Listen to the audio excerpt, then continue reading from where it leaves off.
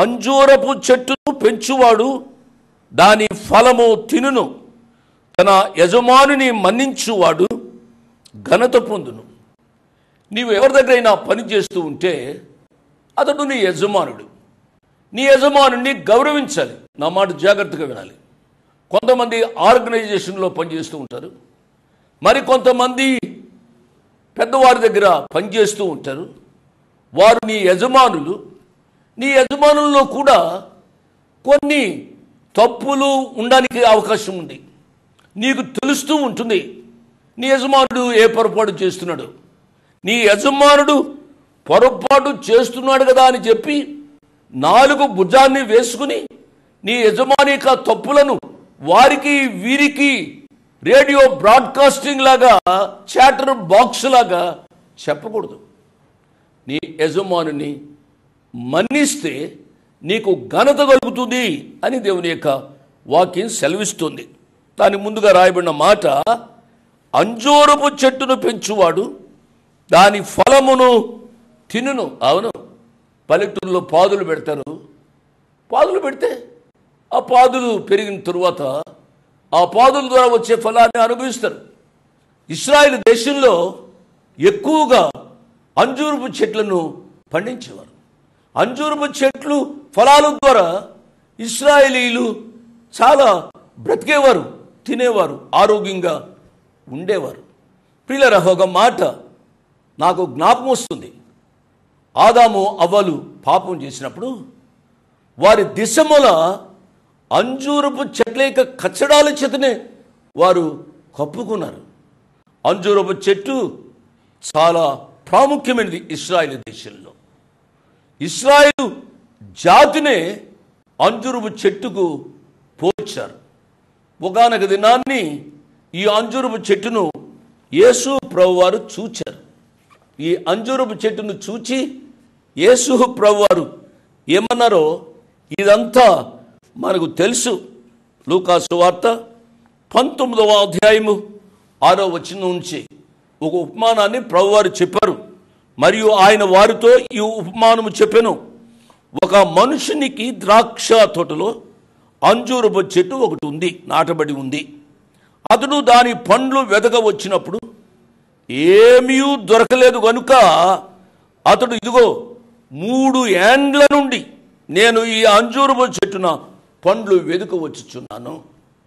నా ప్రియులరా, మన జీవితాల్లో కూడా యేసయ్య ఫలాలు చూస్తున్నాడు, లేక ఫలమును చూస్తున్నాడు, ఆత్మ ఫలాన్ని చూస్తున్నాడు. మన జీవితంలో ఆధ్యాత్మిక స్థాయిలో ఎదగాలని ఆయన ఆశపడుతూ ఉన్నాడు. పండ్ల వెదకొచ్చినప్పుడు ఏమి దొరకలే.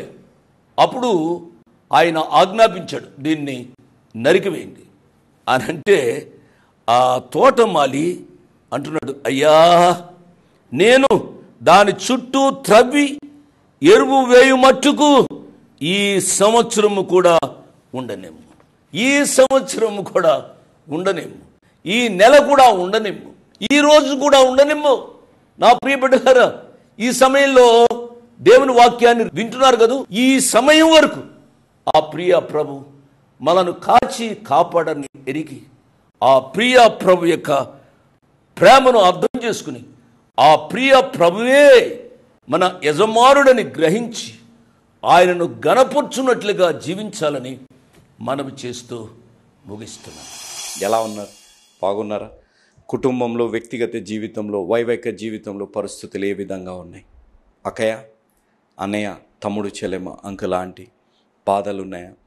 కష్టాలున్నాయా? శ్రమలున్నాయా? ఇరుకులు, ఇబ్బందులు, వ్యతిరేకత మన జీవితాల్లో బాగా వచ్చేసిందా? బ్రదర్, దేవుడి కొరకు జీవిస్తున్నాం, దేవుడు ఎప్పుడు తప్పిస్తాడు బ్రదర్. సాతానుడు వేసే వలలో మేము ప్రేమించిన వారు, మమ్మల్ని ప్రేమించిన వారు దుర్భాషలాడుతున్నారు బ్రదర్. నిరాశ, నిస్పృహ కలిగించే మాటలు, ప్రవర్తన వారి జీవితాల్లో ఉంది బ్రదర్. ఎలా వీటి నుంచి ఎలా బయటకు రావాలి అనే ఆలోచన, బాధలో ఉన్నారా? ఇలాంటి పరిస్థితుల్లో మీరు ఒక్కటి గమనించండి, ఎంత వ్యతిరేకత వస్తే అంత గొప్ప ఆశీర్వాదం దేవుడు మీ జీవితాల్లో అనుగ్రహిస్తారు. మీరు అనొచ్చు, బ్రదర్ ఎలా అని మీరు అడగవచ్చు. ఈ వీడియోని చూడండి.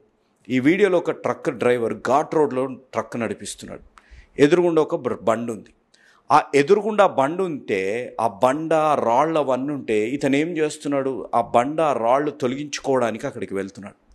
అక్కడికి వెళ్ళే వరకు ఎప్పుడైతే ఆ బండ రాళ్ళు తొలగించుకోవడానికి పైకి చూస్తుంటే ల్యాండ్ స్లైడ్ అనే మాట ఇంగ్లీష్లో, ఆ అంతా కొండంతా పర్వతం అంతా పడిపోయే పరిస్థితి వచ్చింది. వెంటనే ఆయన చూడండి చాకచక్యంగా సమయస్ఫూర్తితో రివర్స్ తీసుకొని వెంటకు వెళ్ళిపోతే ఆయన కనపడింది ఆ కొండంతా రోడ్డుపైకి వచ్చేసింది. అదే రాయిగాని అక్కడ లేకపోయి ఉంటే, మీరు ఆలోచించారు, అదే రాయిగాని అక్కడ లేకపోయి ఉంటే ఆ పర్వతం అంతా ఇతనిపైకి వచ్చేసింది. ఈరోజు నీ నా జీవితాల్లో గమనించాలి, సాతానుడు ఏ ఆటంకము తెచ్చినా దేవుడి కొరకు జీవించాడు. సాతానుడు ఏ నిరాశకరమైన మాటలతో మనల్ని కృంగింపజేయాలని, నిస్పృహ నిరాశలోకి మనల్ని తీసుకొని వెళ్ళాలని, మనం ఒక నిస్సహాయులుగా బ్రతకడానికి చేయడానికి ప్రయత్నించిన దేవుడు వైపు చూసి మీరు ప్రార్థించండి. దేవుడు ఈ ట్రక్ డ్రైవర్కి దేవుడు ఏ విధంగా కాపాడాడు, ఆ విధంగా దేవుడు మిమ్మల్ని కూడా కాపాడునుగాక. ఆ కార్యం మీ జీవితాల్లో జరగాలని మీరు ఎక్కడ కూడా నిరాశ నిస్పృహ పడకూడదు.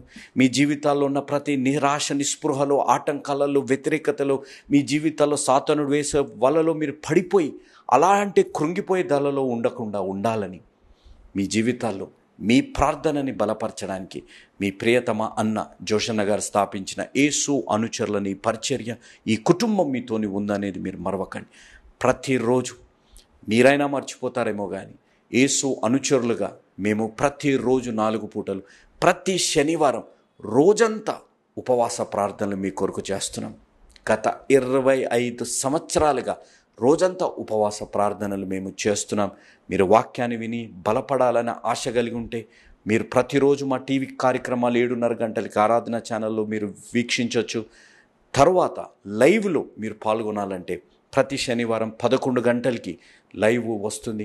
మీ ప్రార్థన అవసరతలు మాకు తెలియజేయండి. రోజంతా ఉపవాస ప్రార్థనలో మేము ఉంటాం. కాబట్టి ఆటంకాలు వచ్చాయి, నిరాశ నిస్పృహ కలిగిన మాటలు వినపడుతున్నాయి, మమ్మల్ని నిస్సహాయ స్థితిలో పడేసే విధంగా పరిస్థితులు ఉన్నాయి అని మీరు బాధపడకండి. దేవుడు దాని వెనుక దాగి ఉన్న ఆశీర్వాదాన్ని మీకు జీవితాలు అనుగ్రహించి, మీకు బయలుపరిచి, మీకు అనుగ్రహించి దేవుడు నిండుగా మెండుగా మిమ్మల్ని దీవించునుగాక. ఆమెన్.